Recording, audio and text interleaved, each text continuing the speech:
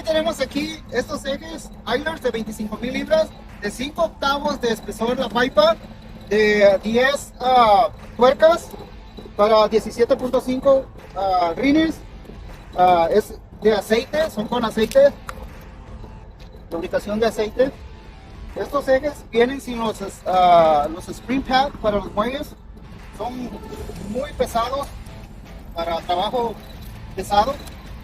So, si quieren más información sobre estos ejes, nosotros los podemos adquirir para usted y los puedes conseguir aquí en Trailer Parts Unlimited.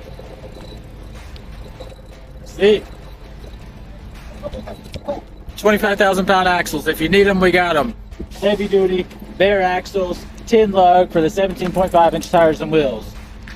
5/8 inch thick tube. Got you covered. TrailerPartsUnlimited.com. Yeah.